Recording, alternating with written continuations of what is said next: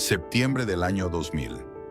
En las afueras de decenas de ciudades españolas, operarios subidos a grúas comenzaron a desatornillar unas letras gigantes que dominaban el paisaje urbano. Una a una, las icónicas letras azules y rojas cayeron al suelo.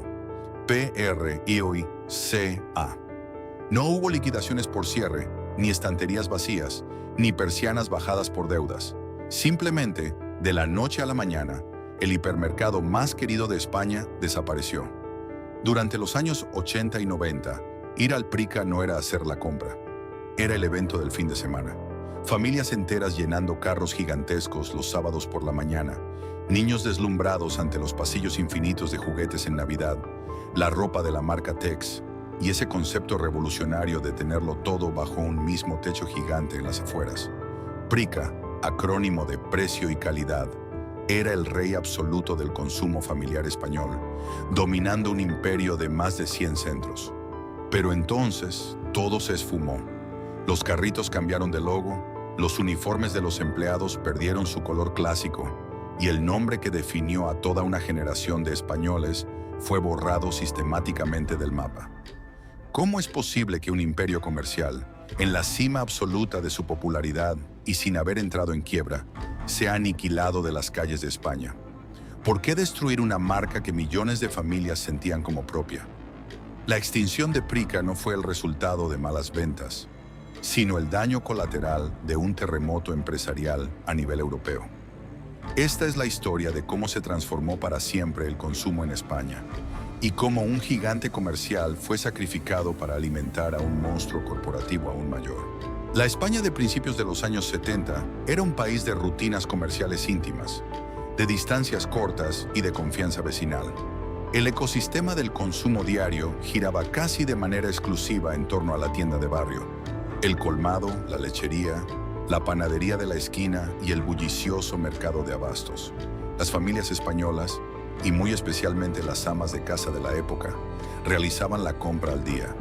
Era un ritual cotidiano que implicaba llevar el capazo de mimbre o la bolsa de malla, recorrer varios establecimientos, charlar con el tendero que conocía los nombres de cada cliente y comprar exactamente lo que se iba a consumir en las siguientes 24 o 48 horas. El concepto de almacenar grandes cantidades de comida a largo plazo era ajeno a la mayoría de los hogares, en parte por la costumbre y en parte porque los frigoríficos grandes aún no eran el estándar absoluto en todas las cocinas. Fue en este paisaje comercial, de ritmo pausado y trato personal, donde en 1973 aterrizó un concepto que parecía sacado de una película de ciencia ficción. El gigante francés de la distribución, Carrefour, decidió cruzar los Pirineos e inaugurar el primer hipermercado de España. El lugar elegido no fue el centro de una gran capital, sino un terreno amplio en el Prat de Llobregat, a las afueras de Barcelona. Lo bautizaron, de manera sencilla y descriptiva, como Hiper. Para la sociedad española de aquel momento, cruzar las puertas automáticas de aquel recinto supuso un choque cultural sin precedentes. No se trataba de una tienda, era una nave industrial gigantesca adaptada para el consumo masivo. Los clientes primerizos se encontraban ante pasillos de una anchura inusitada, techos altísimos iluminados por potentes luces de neón y una cantidad de referencias que desafiaba toda lógica comercial conocida. Pero la verdadera revolución, el detalle que descolocaba a todos, era la mezcla de productos. ¿Cómo era posible comprar 1 kilo de tomates frescos, una docena de huevos, una camisa para el niño, una lavadora nueva y un juego de neumáticos para el SEAT 600, todo bajo el mismo techo y pagándolo en una única línea de cajas registradoras? Aquel primer hiper introdujo elementos que hoy damos por sentados, pero que entonces eran pura vanguardia. El carrito de la compra metálico, de proporciones gigantescas en comparación con las cestas de mimbre, invitaba psicológicamente a ser llenado, y sobre todo el concepto del aparcamiento exterior. La explanada asfaltada para dejar el coche no era un lujo, era la pieza central del engranaje. Sin embargo, el éxito no estaba garantizado. El gran desafío de los primeros años fue romper la tensión cultural y modificar una costumbre arraigada durante generaciones. Había que convencer a la sociedad de que dejara de comprar a diario a pie y empezara a conducir hacia las afueras de la ciudad una vez a la semana o cada 15 días para llenar el maletero del coche. Este cambio de paradigma coincidió milagrosamente con una transformación sociológica profunda en España. La progresiva incorporación de la mujer al mercado laboral, que reducía drásticamente el tiempo disponible para la compra diaria, y la masificación del automóvil utilitario en las familias de clase media. El coche y el hipermercado formaron una alianza indestructible.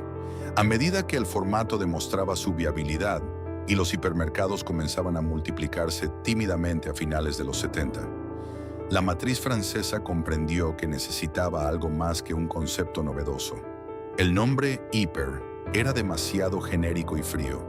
Necesitaban una identidad que conectara emocionalmente con el consumidor español, una marca propia que transmitiera confianza, que sonara local y que dejara clara su promesa comercial en tiempos donde la inflación y la economía familiar eran temas de preocupación constante. Así, en 1982, tras un proceso de reestructuración y rebranding, nació una marca que marcaría a fuego la memoria colectiva del país.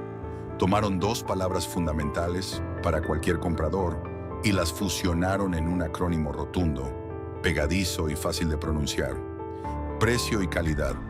Había nacido Prica, con la adopción de las letras azules y rojas y el emblemático logotipo que adornaría gigantescos tótems visibles desde las carreteras de circunvalación. Se cerraba la etapa de experimentación y comenzaba la de dominación. Prica ya no era un experimento francés en suelo español. Se había vestido con un traje a medida para conquistar el país entero. El desembarco había sido un éxito total.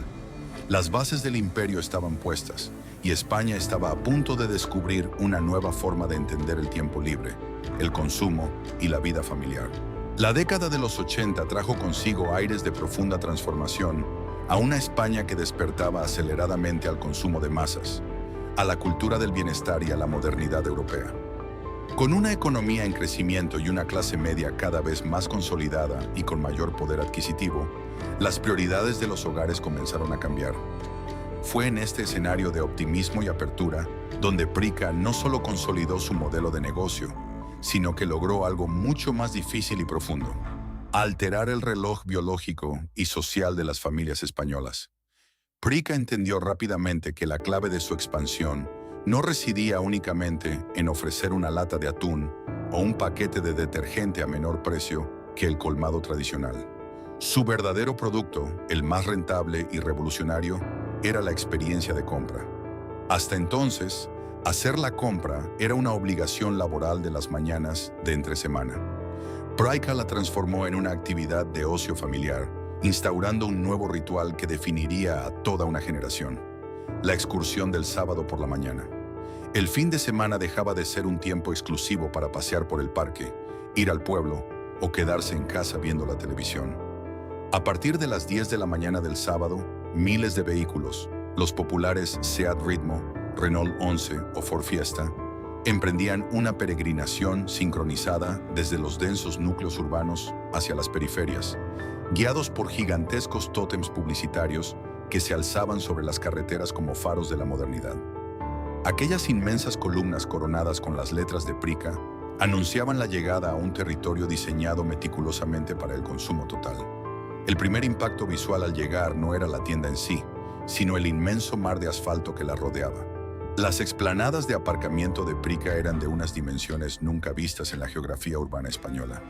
Encontrar un hueco libre en la hora punta del sábado se convertía en una pequeña odisea, pero también formaba parte del ritual. Una vez aparcado el coche, el siguiente paso era conseguir el vehículo imprescindible para la expedición: el carro de la compra. El diseño de estos carritos metálicos era una obra maestra de la psicología comercial. Eran profundos, anchos y deliberadamente gigantescos. La intención era clara: si un cliente introducía la compra equivalente a la que haría en una tienda de barrio, los productos quedarían perdidos en el fondo metálico, generando una sutil e inconsciente sensación de escasez. Para sentir que el viaje había merecido la pena, había que llenar el carro hasta arriba, creando montañas de alimentos no perecederos: cajas de leche, garrafas de aceite de 5 litros y paquetes de papel higiénico industrial que garantizaran la supervivencia del hogar durante semanas. Al cruzar las puertas automáticas, el cliente era golpeado por una sobrecarga sensorial fríamente calculada.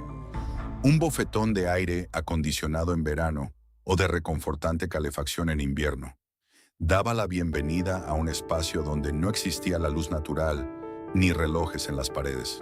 El hipermercado era un ecosistema cerrado, bañado por una luz fluorescente perpetua, diseñado para que el consumidor perdiera la noción del tiempo. Los pasillos eran de una anchura espectacular, permitiendo que dos de aquellos carros gigantes se cruzaran sin rozarse, invitando a un paseo lento, errático y propenso a las compras por impulso. Prica dominó el arte del layout o distribución espacial. Los productos de primera necesidad, como el pan, la leche o la carne, estaban estratégicamente ubicados en el rincón más alejado de la entrada. Para llegar a ellos, la familia entera debía atravesar un laberinto de tentaciones: la sección de perfumería, los últimos discos de vinilo y casetes de música, torres de electrodomésticos, televisores en color encendidos simultáneamente y montañas de ropa. Era en este entorno donde muchos españoles vieron por primera vez un ordenador personal, un microondas o una consola de videojuegos. El ambiente sonoro del hipermercado también era inconfundible. Al murmullo constante de miles de personas conversando y al traqueteo de las ruedas metálicas sobre el suelo pulido, se sumaba la mítica megafonía. Era habitual escuchar anuncios de promociones relámpago, pero sobre todo, la megafonía de Prica se hizo famosa por sus avisos de servicio público. La frase «El niño Carlitos espera a sus padres en la caja central» se convirtió en un cliché cultural, una demostración empírica de lo inmensos que eran aquellos recintos, donde un niño podía perderse fascinado en el pasillo de los juguetes, mientras sus padres comparaban precios en la sección de charcutería. Prica había logrado la conquista total del fin de semana. No solo había vaciado de clientes a muchos pequeños comercios tradicionales, sino que se había convertido en la plaza pública del extrarradio. Era el lugar donde los vecinos se encontraban por casualidad los sábados, donde las familias discutían sobre qué marca de yogur llevar y donde se materializaban los deseos de consumo de una España que quería, por encima de todo, sentirse moderna. El imperio apenas estaba comenzando a desplegar sus alas.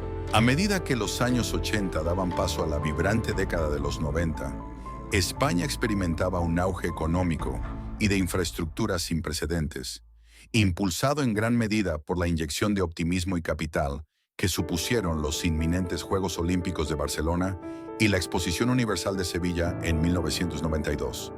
El país se modernizaba a un ritmo frenético.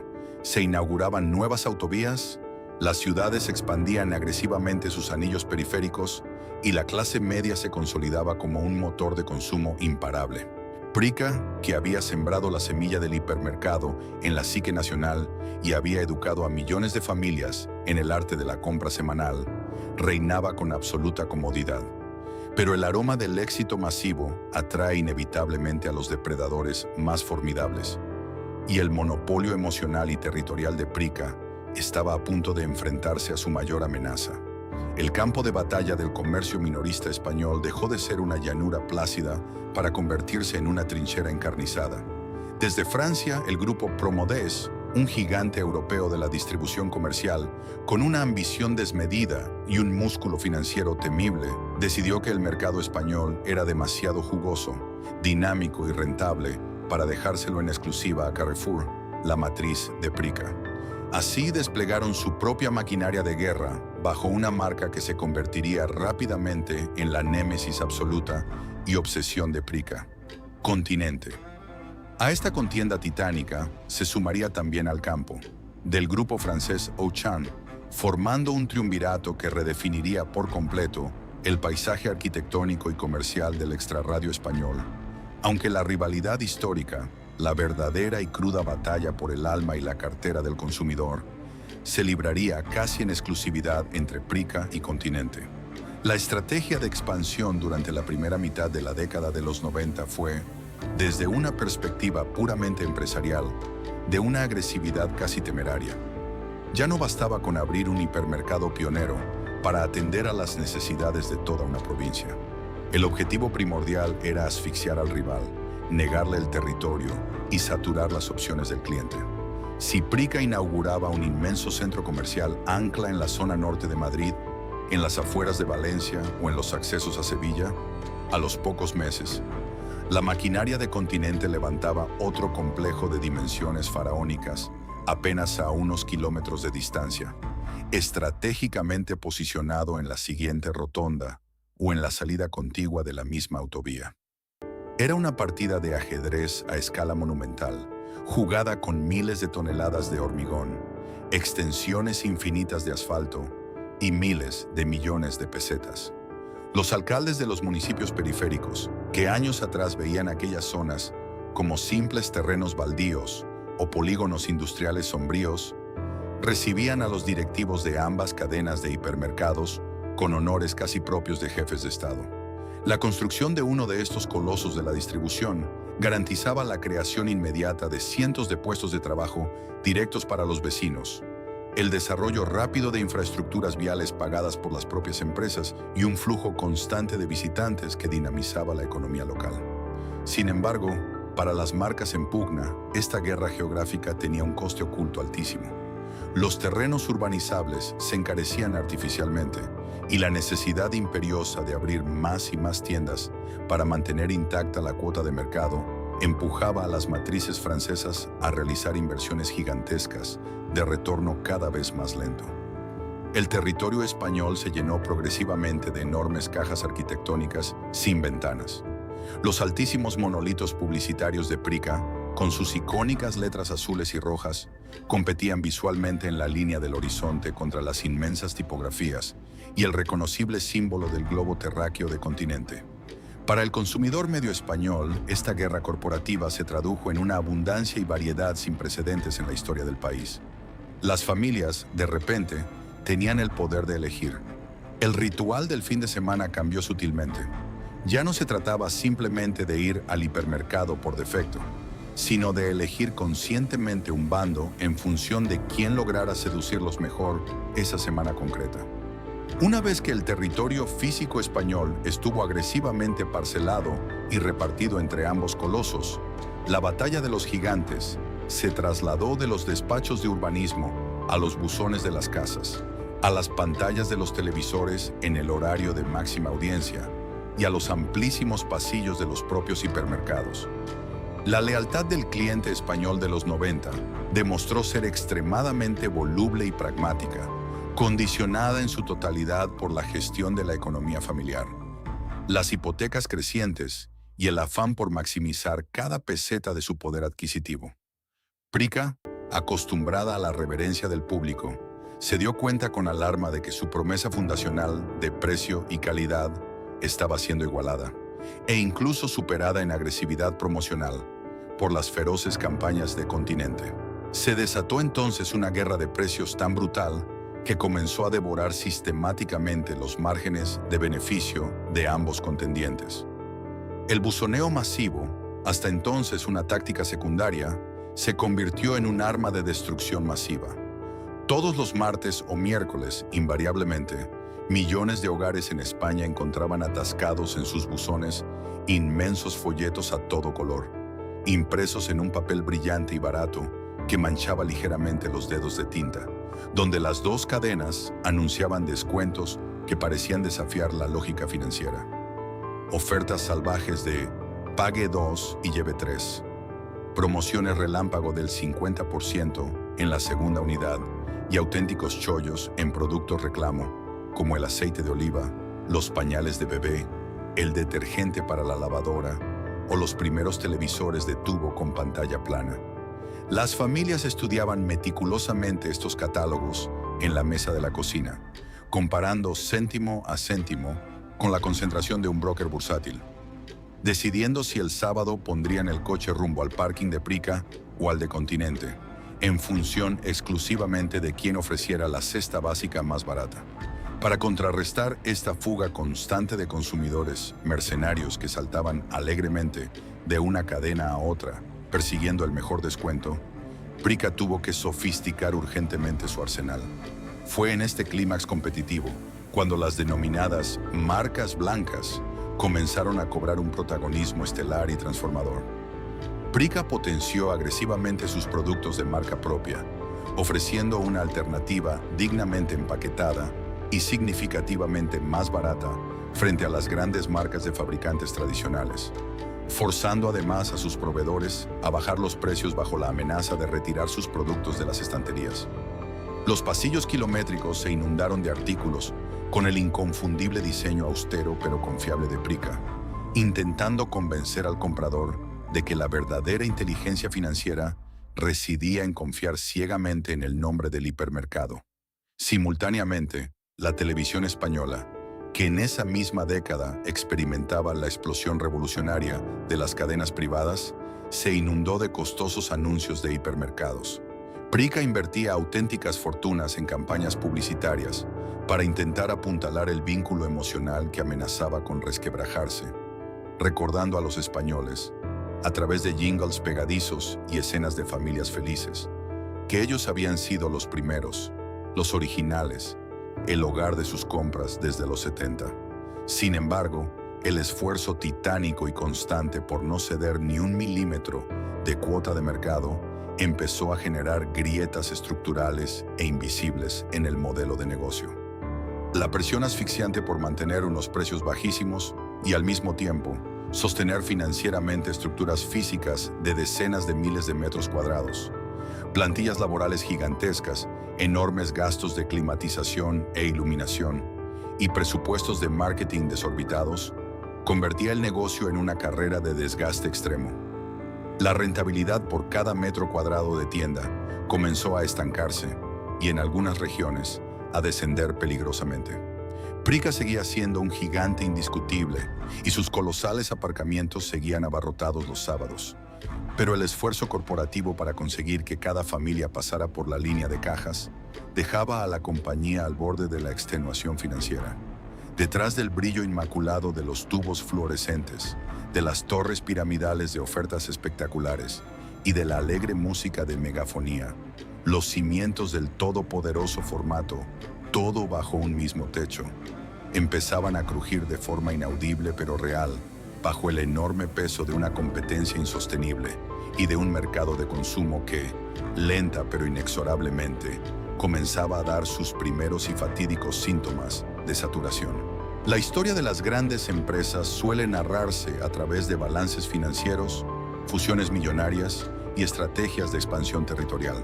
Sin embargo, para comprender verdaderamente el impacto sísmico que tuvo la desaparición de Prica en la sociedad española, es absolutamente necesario abandonar los despachos de los directivos y mirar los hipermercados desde una altura aproximada de 1,20 metros. Para los adultos de los años 80 y 90, Prica representaba la economía familiar, la guerra de precios y la eficiencia en el abastecimiento. Pero para millones de niños españoles, aquel gigantesco recinto de luces fluorescentes era sencillamente el parque de atracciones de los sábados, un territorio mágico de proporciones inabarcables. El ritual de la excursión al hipermercado comenzaba en el enorme aparcamiento, cuando los padres lograban liberar un carrito introduciendo una moneda de 25 pesetas, el famoso duro, en la cadena metálica. El primer triunfo infantil del día consistía en lograr sentarse en el asiento abatible de plástico rojo del carro, o en el caso de los más mayores, ir de pie en la barra inferior trasera, deslizándose por los anchos pasillos como si fuera un monopatín mientras los padres empujaban. Al cruzar las puertas automáticas, el golpe de aire acondicionado daba la bienvenida a un mundo donde todo era excesivo, colorido y deslumbrante. Mientras los adultos libraban su batalla particular, comparando los precios de los detergentes de tambor gigante o calculando el ahorro en la sección de charcutería, los niños trazaban su propio mapa mental del recinto. Prica había sido diseñado con una inteligencia espacial brillante que permitía a los más pequeños tener oasis de entretenimiento mientras duraba la interminable compra mensual. El primer gran imán era la sección de electrónica y tecnología. En una época en la que tener un ordenador personal o una consola de videojuegos en casa era todavía un lujo inalcanzable para muchas familias, los pasillos de Prica se convertían en el único lugar donde los niños podían interactuar con la tecnología punta. Grupos de chavales se arremolinaban alrededor de los televisores de exposición que tenían conectada una Nintendo Entertainment System, NES, o una Sega Mega Drive, rogando a sus padres que les dieran 5 minutos más para jugar una partida de demostración a Super Mario o Sonic mientras ellos iban a pesar la fruta. Otro momento álgido del año que cimentó el vínculo emocional con la marca era la temida pero fascinante Vuelta al Cole en septiembre. Prica transformaba sus pasillos centrales en una inmensa feria de material escolar. El olor inconfundible a goma de borrar nueva, a plástico de forrar libros y a papel virgen inundaba el ambiente. Era allí donde se elegían las mochilas, los estuches de varios pisos, las cajas de lápices Alpino o Plastidecor y las ceras Manly. Las montañas de cuadernos y carpetas clasificadoras se apilaban en palés que los niños registraban con devoción, eligiendo los diseños de sus ídolos musicales, deportivos o televisivos del momento. Prica no solo te alimentaba, Prica te preparaba para enfrentarte al nuevo curso escolar, convirtiendo una obligación rutinaria en una experiencia de consumo masivo llena de ilusión. Esa profunda infiltración del hipermercado en el tejido íntimo de las familias españolas iba mucho más allá del ocio y los útiles escolares. Llegaba hasta el propio armario de las habitaciones infantiles. Prica fue pionera en popularizar la ropa de hipermercado a través de su marca propia, Tex. En la España de los 90, el chándal del Prica, las zapatillas de velcro y los abrigos Tex se convirtieron en el uniforme no oficial de los patios de colegio, los parques de extrarradio y las clases de educación física de todo el país. Era ropa básica, extremadamente resistente y sobre todo barata, lo que permitía a las familias vestir a varios hijos en edad de crecimiento sin arruinarse. Aunque llevar ropa del supermercado podía ser motivo de alguna burla inocente entre los escolares más mayores, la realidad era que casi todos, en un momento u otro, vistieron prendas de aquellas inmensas estanterías textiles, normalizando la idea de comprar los calcetines a pocos metros de donde se compraba el pescado congelado. El sentimiento de pertenencia se reforzaba aún más a través del Club Prica. Esta fue una de las primeras y más exitosas iniciativas de fidelización masiva en España. Las madres y padres coleccionaban celosamente los puntos, físicos al principio, en forma de pequeños sellos que se pegaban con saliva en una cartilla de cartón, cada vez que pasaban por la caja. Conseguir completar una cartilla era un evento familiar que se celebraba canjeando los puntos por una vajilla nueva, un juego de toallas o una batidora. El hipermercado premiaba la lealtad de la familia, creando una relación de confianza y reciprocidad que iba mucho más allá de la mera transacción económica. Pero si hubo un elemento que consolidó a Prica como el paraíso de la infancia definitivo, fue, sin lugar a dudas, la campaña de Navidad y Reyes Magos. A finales de noviembre, las familias recibían en sus buzones el documento más codiciado del año, el inmenso catálogo de juguetes de Prica. Aquel grueso volumen de páginas a todo color era el santo grial para cualquier niño español. Se pasaban horas tumbados en la alfombra del salón, armados con un bolígrafo, marcando con cruces, círculos y anotaciones los castillos de Tente, los barcos piratas de Playmobil, las muñecas Famosa, los circuitos de Scalextric o las bicicletas BH que pedirían en su carta a los reyes.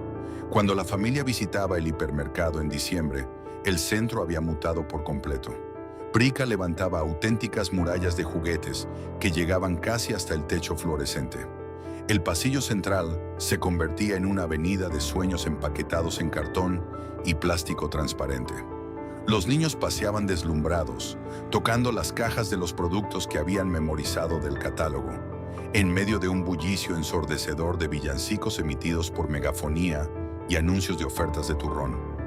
Esta inmersión emocional, repetida semana tras semana, año tras año, durante 2 décadas, construyó un apego invisible pero inquebrantable. Prica había dejado de ser una corporación extranjera que vendía alimentos al por mayor para convertirse en el telón de fondo de la memoria sentimental de toda una generación. El nombre impreso en aquellas bolsas de plástico, con asas azules y rojas, Significaba hogar, fin de semana, ilusión navideña y vuelta a la rutina. Y precisamente por haber penetrado tan profundamente en el corazón de la sociedad española, la futura destrucción de la marca, cuando finalmente llegara, no se percibiría como una simple maniobra empresarial, sino como el doloroso desahucio de un pedazo de la propia infancia. A medida que la década de los 90 se acercaba a su fin, la sociedad española experimentaba una nueva metamorfosis, esta vez mucho más silenciosa y pragmática. El asombro inicial por la modernidad de las grandes superficies había dado paso a la normalización absoluta. El hipermercado ya no era una novedad revolucionaria, sino una infraestructura básica más del paisaje urbano. Sin embargo, el recurso más valioso para las familias españolas estaba cambiando drásticamente. Ya no se trataba solo de maximizar el poder adquisitivo, sino de optimizar el tiempo. Y fue precisamente en la gestión del tiempo donde la armadura del gigante Prica comenzó a mostrar sus primeras y preocupantes grietas. El estilo de vida de finales de los 90 era notablemente más acelerado. Con la consolidación de los dos progenitores en el mercado laboral y unas jornadas de trabajo a menudo maratonianas, el fin de semana se convirtió en un tesoro intocable, un refugio para el descanso genuino y el ocio personal. En este nuevo contexto sociológico, el histórico ritual del sábado por la mañana en Prica empezó a perder su encanto original.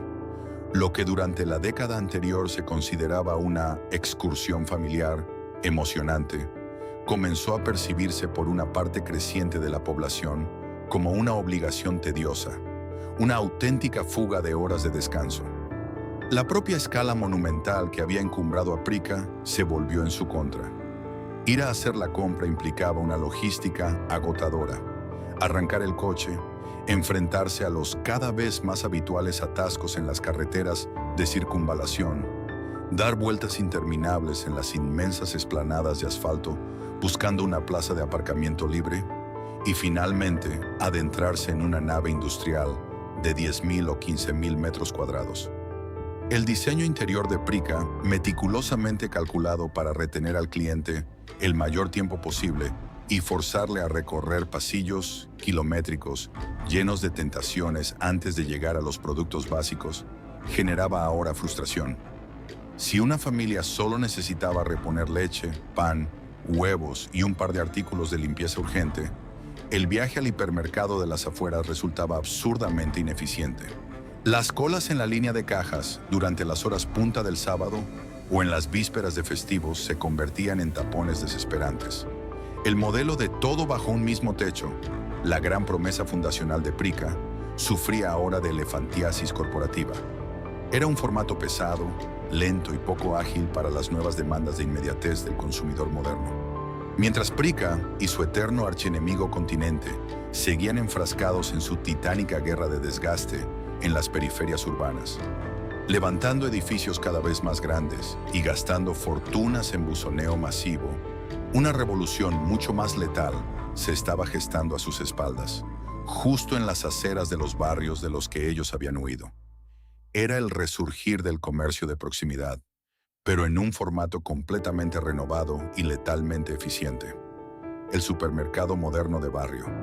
Cadenas como Mercadona, nacida en la Comunidad Valenciana, o formatos de descuento duro como Día, que irónicamente pertenecía al mismo grupo Promodés que Continente, comenzaron a tejer una red capilar de tiendas de tamaño medio en el corazón mismo de las ciudades y zonas residenciales.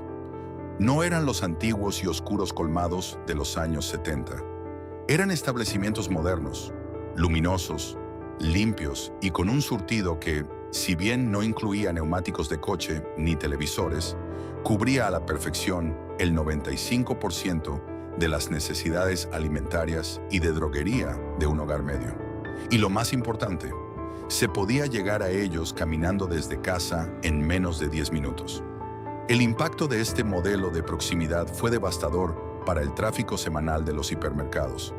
El consumidor español descubrió que podía hacer pequeñas compras ágiles a lo largo de la semana al salir del trabajo, evitando por completo el destierro de los sábados en el extrarradio. Además, la estrategia de precios estaba cambiando las reglas del juego. Mientras Prica dependía estructuralmente de promociones agresivas, descuentos del Tres Stockers o cupones que obligaban al cliente a hacer cálculos mentales constantes para saber si realmente estaba ahorrando, el nuevo formato de proximidad, liderado magistralmente por la estrategia de siempre precios bajos, SPB, de Mercadona, ofrecía una certidumbre relajante. El cliente sabía que el precio de su cesta básica no fluctuaría salvajemente cada martes. En las oficinas centrales de París, los directivos de Carrefour, la matriz de Prica, analizaban con creciente alarma las hojas de cálculo. El imperio no estaba quebrando, ni mucho menos. Prica seguía siendo una maquinaria de facturación colosal y altamente rentable. Sin embargo, la tendencia era innegable y escalofriante. El crecimiento de las ventas por metro cuadrado se había estancado y el margen de beneficio por cliente se estrechaba cada trimestre. El peso de los enormes costes fijos de mantener estructuras gigantescas, facturas de electricidad monstruosas para iluminar y climatizar naves enteras, ejércitos de empleados, mantenimiento de kilómetros de aparcamientos, comenzaba a ser una carga difícil de justificar si el cliente ya no llenaba el carro hasta los topes en cada visita. La época dorada del crecimiento infinito y la expansión territorial, sin oposición, había llegado a su fin abruptamente. El formato del hipermercado, el templo absoluto del consumo que Prica había introducido en España, necesitaba urgentemente una reinvención antes de volverse obsoleto frente a la agilidad de sus nuevos rivales urbanos. Lo que nadie en España sospechaba, ni siquiera los propios empleados que reponían las estanterías, vistiendo el icónico uniforme azul y rojo, es que la solución que se estaba fraguando en los más altos despachos de Francia no pasaba por modernizar la marca, sino por ejecutar la operación financiera más radical de la historia del retail europeo, una decisión que sentenciaría a muerte el nombre de Prica para siempre. El caluroso mes de agosto de 1999 tocaba a su fin en España. Las familias apuraban los últimos días de vacaciones en la costa o en los pueblos, mientras los hipermercados, Prica y Continente de todo el país ultimaban, con la intensidad bélica de siempre, sus gigantescas campañas de vuelta al cole. Los pasillos rebosaban de material escolar y los directores de tienda de ambas cadenas vigilaban de reojo las ofertas del rival, enzarzados en su eterna guerra de precios. Todo parecía seguir el guión habitual de la última década. Nada hacía presagiar que, a más de 1000 kilómetros de distancia, en los asépticos y silenciosos despachos de la alta dirección en París, se estaba firmando el certificado de defunción de una de las marcas más icónicas del panorama español. Para entender la magnitud del seísmo que estaba a punto de desatarse, hay que alejar el foco de las carreteras de circunvalación españolas y mirar el mapa del comercio minorista global. A finales de los años 90, un depredador absoluto había comenzado a proyectar una sombra amenazante sobre Europa: Walmart. El coloso estadounidense, con una capacidad logística y financiera inabarcable, había iniciado su agresiva expansión internacional, comprando la cadena británica Asda y demostrando que ningún mercado europeo estaba a salvo. Ante el miedo cerval a ser devorados o marginados por la maquinaria estadounidense, las grandes fortunas del comercio francés, históricamente divididas y enfrentadas, comprendieron que la única forma de sobrevivir en el nuevo milenio era sacrificar sus rivalidades internas para ganar tamaño crítico. La consigna en las altas esferas empresariales galas era clara: o comer o ser comido. Bajo el más estricto de los secretos corporativos, los máximos responsables de Carrefour, la matriz creadora de Prica, y Promodés, el grupo propietario de Continente y Día, mantuvieron intensas reuniones durante aquel verano. Estaban diseñando una operación financiera de proporciones titánicas, una fusión de iguales que daría a luz al segundo grupo de distribución más grande del mundo y al líder absoluto e indiscutible en el continente europeo. La bomba informativa estalló finalmente el 30 de agosto de 1999. Cuando las bolsas europeas abrieron aquella mañana, los teletipos de las agencias de noticias comenzaron a escupir titulares que parecían ciencia ficción para cualquier analista del sector. Carrefour y Promodés anunciaban oficialmente su fusión en una operación valorada en más de 16.500 millones de euros de la época. El mundo financiero aplaudió la audacia de la maniobra, que blindaba al retail francés frente al invasor americano. Sin embargo, en España, la onda expansiva de aquel anuncio no generó aplausos financieros, sino una ola de estupefacción, incredulidad y vértigo absoluto. La noticia cayó como un auténtico meteorito sobre el ecosistema comercial español. Desde una perspectiva puramente local, la fusión no tenía ningún sentido emocional ni logístico. Era una aberración absoluta. Durante más de 15 años, Prica y Continente no habían sido simplemente dos empresas que operaban en el mismo sector. Habían sido la encarnación del antagonismo puro. Eran el Real Madrid y el Barcelona del consumo familiar. Los españoles se dividían entre los que tenían la tarjeta del Club Prica y los que coleccionaban los puntos de Continente.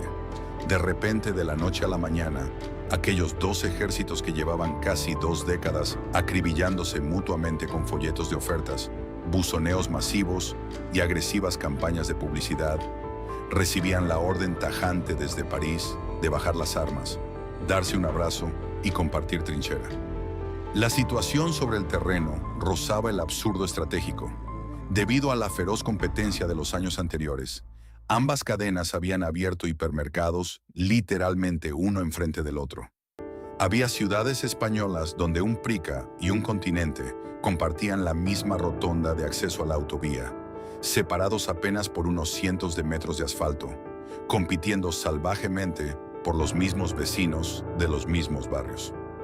Ahora, ambas moles de hormigón pertenecían exactamente al mismo dueño. La confusión se apoderó inmediatamente de todos los eslabones de la cadena. Para los proveedores españoles de alimentación, agricultura y productos manufacturados, la fusión fue una pesadilla negociadora. Hasta ese día, los fabricantes podían jugar a enfrentar a los compradores de Prica con los de Continente para conseguir mejores condiciones. Tras el 30 de agosto se enfrentaban a un único y colosal monopolio de compra que tenía el poder absoluto para dictar los precios del mercado. Pero la mayor carga de angustia cayó, sin duda, sobre las espaldas de las decenas de miles de trabajadores en España. En los comedores de personal de Prica, bajo la luz de los fluorescentes, el ambiente era de pura desolación e incertidumbre. Las cajeras, los reponedores, los jefes de sección y los directores territoriales, que habían construido con su sudor el indiscutible liderazgo de Prica en España, se preguntaban qué iba a hacer de ellos. En un proceso de fusión de esta escala, las sinergias, la fría palabra corporativa para referirse a los despidos por duplicidad de puestos, eran inevitables. ¿Se cerrarían los centros que estuvieran demasiado cerca unos de otros? ¿Quién se quedaría con el puesto? ¿El director del Prica o el director del Continente de la acera de enfrente? Y por encima de los temores laborales, comenzaba a planear una sombra mucho más oscura y perturbadora. ¿Qué iba a pasar con la marca?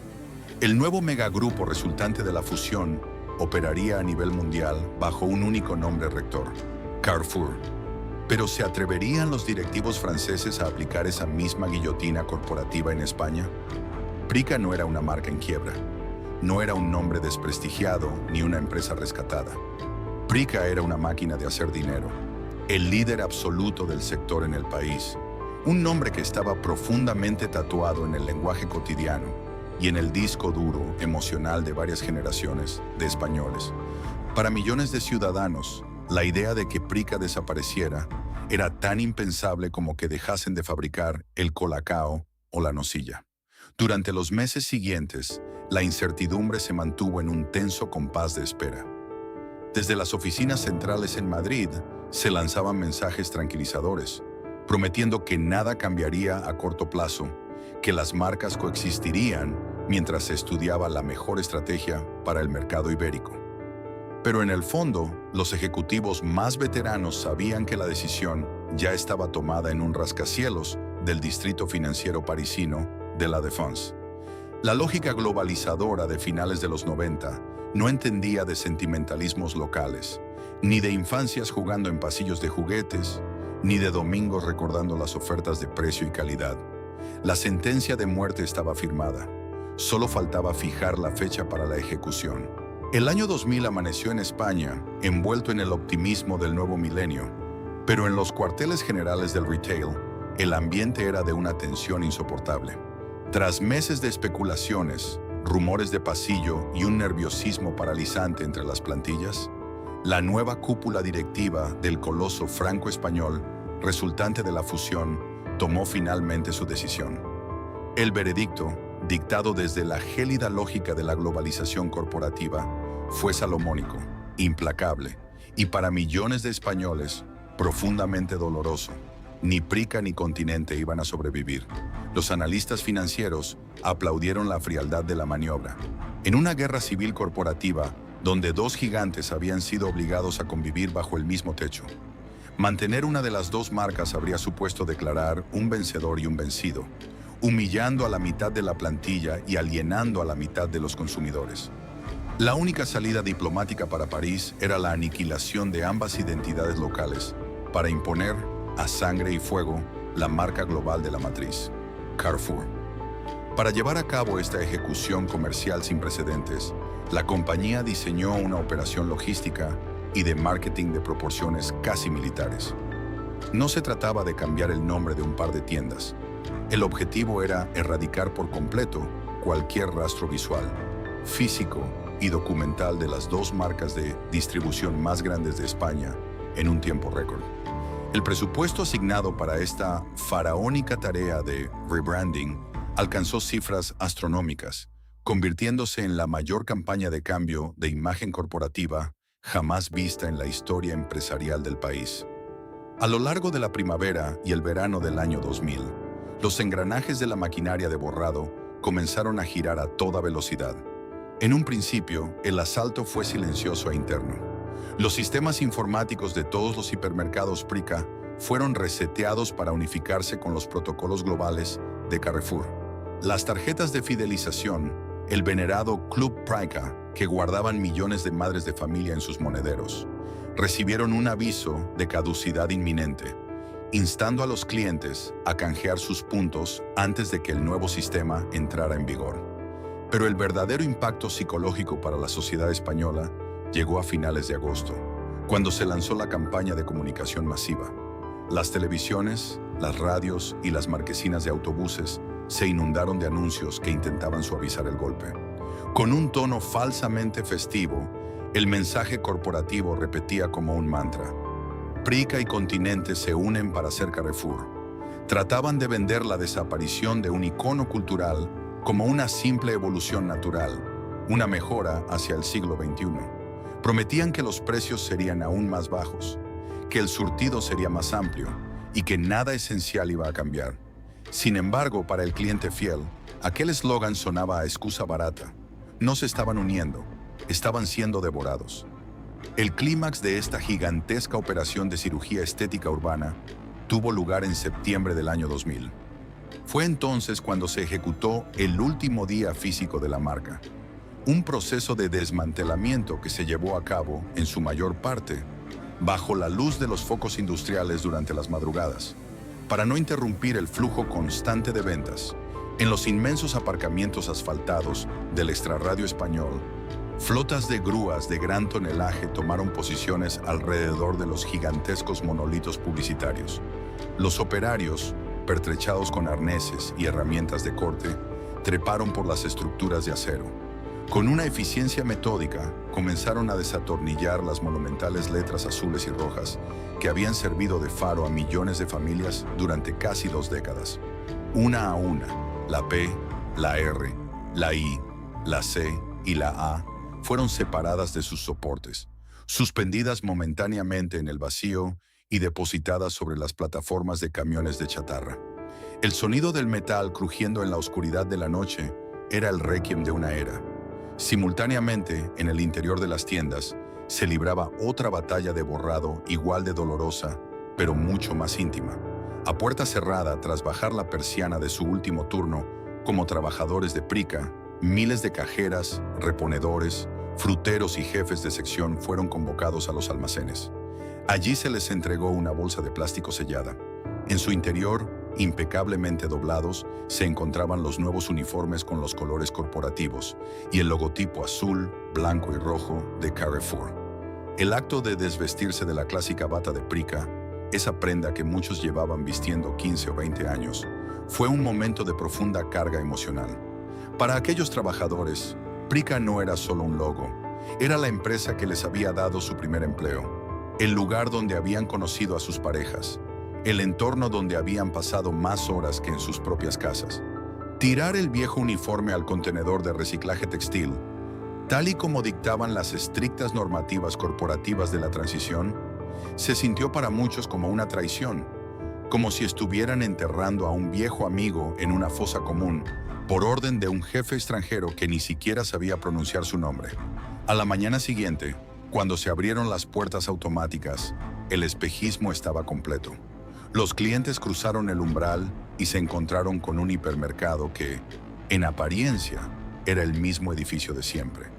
Las manzanas estaban en el mismo pasillo, las cajas registradoras ocupaban el mismo espacio, y las mismas cajeras de ayer te cobraban la cuenta. Pero el alma del lugar había sido extirpada. Los tickets de compra escupían un nombre diferente, las bolsas de plástico tenían un tacto distinto, y la megafonía ya no anunciaba las ofertas de precio y calidad. Prica había protagonizado una de las muertes más atípicas y brutales de la historia empresarial. No sucumbió por la agonía lenta de la bancarrota, no cerró por falta de clientes, ni fue embargada por bancos tras una suspensión de pagos. Prica fue asesinada en la cima de su poder, en su momento de máxima rentabilidad y popularidad, sacrificada en el altar de las finanzas internacionales. Aquel mes de septiembre del año 2000, los españoles aprendieron una lección de capitalismo puro y duro. En el tablero del ajedrez global, ni siquiera el cariño incondicional de todo un país puede salvar a una marca de ser borrada del mapa de un plumazo. El otoño del año 2000 inauguró una nueva era en la historia del consumo en España.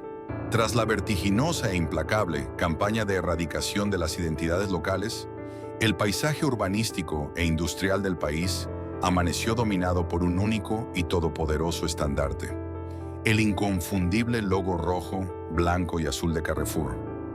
La fusión de los gigantes franceses había dado a luz a un monstruo logístico y comercial de proporciones nunca vistas en la península ibérica.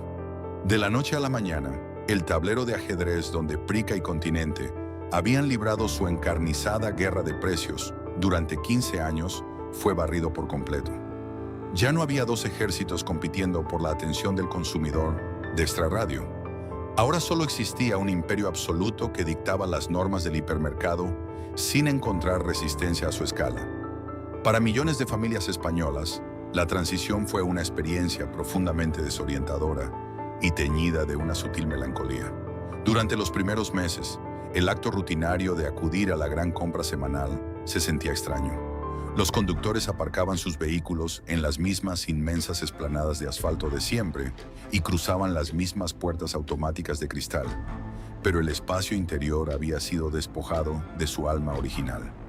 Los amigables tonos azules de Prica fueron reemplazados por una paleta corporativa más fría y estandarizada. La señalética de los pasillos, las etiquetas de precios y hasta el hilo musical obedecían ahora a un manual de estilo global redactado a miles de kilómetros de distancia. La sensación generalizada entre la clientela más veterana era la de ser forasteros caminando por su propia casa. El cascarón arquitectónico seguía intacto, pero el espíritu comunitario y cercano se había esfumado. A nivel interno, detrás de las puertas batientes que separaban la tienda de los almacenes, la situación era aún más compleja. La autodenominada fusión entre iguales fue en la práctica un choque tectónico de culturas corporativas. Empleados que durante años habían sido entrenados para ver a la cadena de enfrente como al enemigo acérrimo, ahora debían compartir directrices, jefes de zona y objetivos de venta. La unificación de los sistemas informáticos, la renegociación de contratos y la dolorosa reestructuración de las plantillas para eliminar las duplicidades de puestos generaron un clima laboral tenso. Para los proveedores españoles, desde grandes fabricantes de alimentación hasta pequeños agricultores regionales, El nacimiento de Carrefour supuso enfrentarse al comprador más poderoso e implacable de Europa. Un coloso que imponía sus condiciones con mano de hierro, gracias a un volumen de compra inalcanzable para cualquier competidor. Sin embargo, los estrategas de la nueva multinacional eran plenamente conscientes del enorme riesgo que corrían. Sabían que no podían amputar todos los vínculos emocionales del consumidor español de un solo tajo sin provocar una hemorragia de clientes fieles. Necesitaban conservar algún puente, un ancla familiar dentro del nuevo ecosistema que suavizara el impacto del cambio. Ese salvavidas fundamental fue Tex. Nacida en las entrañas de Prica, esta marca de ropa había logrado lo impensable: democratizar la moda de hipermercado, vistiendo a generaciones de niños, adolescentes y adultos con prendas básicas, extremadamente resistentes y asequibles. En un movimiento de gran inteligencia comercial, Carrefour no solo decidió indultar a Tex de la guillotina corporativa, sino que la adoptó, la potenció y la convirtió en su marca textil de referencia a nivel mundial. Hoy en día, muy pocos de los jóvenes que compran una camiseta Tex en cualquier hipermercado europeo saben que, en realidad, están adquiriendo el último fósil vivo, el único vestigio superviviente del Imperio Prica. A medida que avanzaba la década de los 2000, Carrefour se consolidó como una máquina de facturación formidable. Introdujeron mejoras logísticas indudables, refinaron la estética de los pasillos, ampliaron enormemente la oferta de productos internacionales y lanzaron el Club Carrefour para sustituir los antiguos carnets de fidelización. Desde una perspectiva puramente financiera y de expansión global, la aniquilación de Prica y Continente fue un éxito rotundo que blindó al grupo frente a las amenazas externas. Pero el mercado es un organismo vivo que nunca deja de mutar. Mientras Carrefour se regodeaba en su trono absoluto de los hipermercados de las afueras, un nuevo y letal enemigo ya estaba devorando los márgenes de beneficio desde el corazón mismo de las ciudades. El supermercado de proximidad moderno, liderado con ferocidad por Mercadona. El monstruo azul y rojo se dio cuenta de que su verdadero problema ya no era otro hipermercado, sino el cambio de paradigma de una sociedad española cada vez más acelerada, que ya no quería perder su valioso sábado empujando un carro gigantesco a 10 kilómetros de su casa. Carrefour sobrevivió y siguió dominando su segmento, pero la magia intransferible de aquellos años dorados se rompió para siempre. El hipermercado dejó de ser el destino soñado de los fines de semana, la excursión familiar o el parque de atracciones de los sábados por la mañana. Se transformó simplemente en un lugar enorme donde comprar cosas. Prica había logrado ser parte de la familia. Carrefour, a pesar de su poderío innegable, se quedó en una multinacional eficiente. El borrado había sido perfecto en los balances contables, pero había dejado una cicatriz invisible en la memoria colectiva del consumo en España. Han pasado más de 2 décadas desde que la última letra del monumental rótulo de Prica fue desatornillada, bajada con grúas en la oscuridad de la noche y enviada al desguace. En términos puramente legales y empresariales, la marca dejó de existir en el mes de septiembre del año 2000. Desde aquel momento, Prica no genera ingresos, no tiene oficinas centrales, no cotiza en ninguna bolsa europea y no emplea absolutamente a nadie. Sin embargo, en un fenómeno sociológico y cultural que desafía todas las leyes del marketing moderno y la lógica corporativa, Prica se niega rotundamente a desaparecer de la memoria colectiva de España. El borrado empresarial fue quirúrgico, multimillonario y letalmente eficiente en los documentos oficiales y en las fachadas de los edificios, pero fracasó estrepitosamente a la hora de extirpar el nombre del disco duro emocional y del vocabulario popular. Hoy en día, en cualquier ciudad de la geografía española, es absolutamente habitual escuchar a personas de 40, 50 o 60 años decir la frase «voy al Prica», cuando en realidad se están poniendo el abrigo para ir a hacer la compra a un hipermercado Carrefour. Es un lapsus lingüístico inconsciente y generalizado, un acto de resistencia espontánea de la memoria frente a la imposición corporativa extranjera. El nombre original echó unas raíces tan profundas y robustas en la rutina de las familias españolas que ha sobrevivido a su propia extinción física. Prica nunca fue percibido como un simple supermercado gigante. Era el escenario físico donde ocurrieron fragmentos fundamentales de la vida cotidiana de millones de personas. Fue en aquellos pasillos inmensos donde una generación entera rogó por su primer videojuego, donde los padres sudaron haciendo cuentas para pagar los libros de texto cada mes de septiembre, y donde las familias construyeron el ritual de pasar juntos la mañana del sábado. Pero lo verdaderamente fascinante del legado de Prica no es que la generación que empujó físicamente sus carritos lo siga recordando con nostalgia. Eso entraba dentro de lo previsible. Lo asombroso es cómo la marca ha logrado saltar la barrera generacional. Jóvenes de 20 años, nacidos después de la desaparición de la cadena, que jamás han cruzado unas puertas automáticas con ese nombre, ni han hojeado un catálogo con el eslogan "precio y calidad", saben perfectamente qué es Prica. La marca ha experimentado una resurrección espectacular en la cultura pop y en el entorno digital a través de la ironía, el cariño retro y el costumbrismo español. En las redes sociales, Prica se ha convertido en un meme recurrente, en el símbolo definitivo de una España analógica, más ingenua y tal vez percibida como más feliz, muy anterior a la devastadora crisis económica de 2008 y a la frialdad aséptica del comercio electrónico. Han surgido marcas de moda urbana independiente que estampan el antiguo logo azul y rojo en camisetas y sudaderas, vendiéndolas a precios elevados como artículos de culto vintage. Los cómicos de stand-up construyen monólogos enteros alrededor de las caóticas excursiones familiares de los sábados al hipermercado de las afueras. Y los foros de internet se llenan periódicamente de hilos de conversación, donde los usuarios comparten fotos borrosas de viejos catálogos de juguetes, escanean sus antiguas tarjetas de fidelización de cartón o debaten sobre el diseño de las bolsas de plástico que solían guardar bajo el fregadero.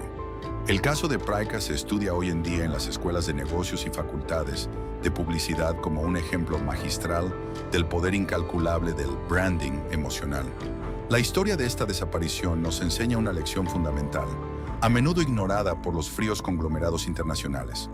Puedes comprar los terrenos y los locales comerciales, puedes absorber toda la cadena de suministro, puedes unificar los sistemas informáticos y puedes obligar a decenas de miles de empleados a cambiar de uniforme y de logotipo de un día para otro. El papeleo legal de una fusión de 15.000 millones de euros se resuelve con unas cuantas firmas y un apretón de manos en un rascacielos de París.